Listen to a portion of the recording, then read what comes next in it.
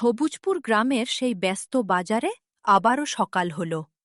সূর্যের আলো ধীরে ধীরে দোকানগুলোর উপর পড়তে লাগল।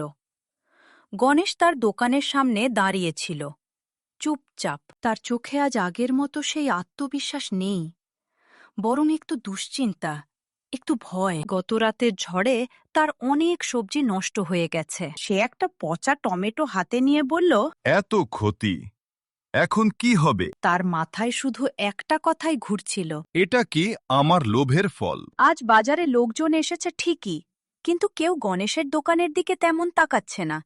একজন বলল, ওর কাছ থেকে আর কিছু কিনব না। আরেকজন বলল, ও আমাদের অনেক দিন ধরে ঠকাচ্ছে। এই কথাগুলো গণেশের কানে আসতেই তার বুকটা ধক করে উঠল। অন্যদিকে রাহুলের দোকানে আজও ভিড় লেগেই আছে।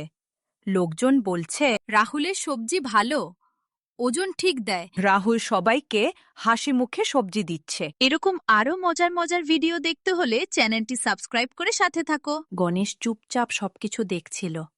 সে মনে মনে ভাবল, আমি যদি এমনটা করতাম তাহলে আজ আমাকেও সবাই ভালোবাসত। তার চোখে একটু জল চলে এলো, কিন্তু সে কাউকে দেখালো না। হঠাৎ সেই কমলা ঠাকুমা আবার বাজারে এলেন। গণেশ তাকে দেখে একটু অস্বস্তি বোধ করল। ঠাকুমা ধীরে ধীরে তার দোকানের সামনে এসে দাঁড়ালেন।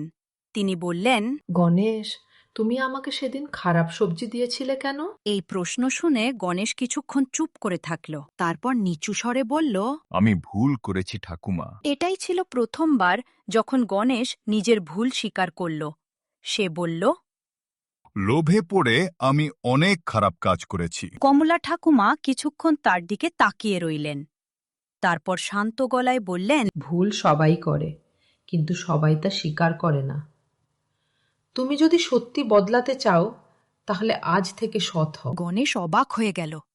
সে ভাবল, এত কিছু করার পরেও উনি আমাকে একটা সুযোগ দিচ্ছেন। সেই মুহূর্তে গণেশ একটা বড় সিদ্ধান্ত নিল। তখনই সে বাড়ি গিয়ে সে তার দাড়িপাল্লা ঠিক করতে লাগল।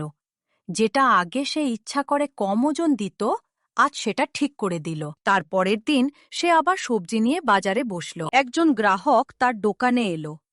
সে একটু সন্দেহ নিয়ে বলল, সবজি ভালো তো? গণেশ এবার হাসি মুখে বলল, হ্যাঁ, আজ থেকে আমি কাউকে ঠকাবো না। সে ঠিক ওজন দিয়ে সবজি দিল। গ্রাহক অবাক হয়ে গেল। ধীরে ধীরে কিছু মানুষ আবার গণেশের দোকানে আসতে শুরু করল, কিন্তু তারা এখনো পুরোপুরি বিশ্বাস করছে না। কেউ বলছে, দেখি কতদিন সৎ থাকে। একদিন রাহুল গণেশের দোকানের সামনে এসে দাঁড়ালো। গণেশ একটু ভয় পেল।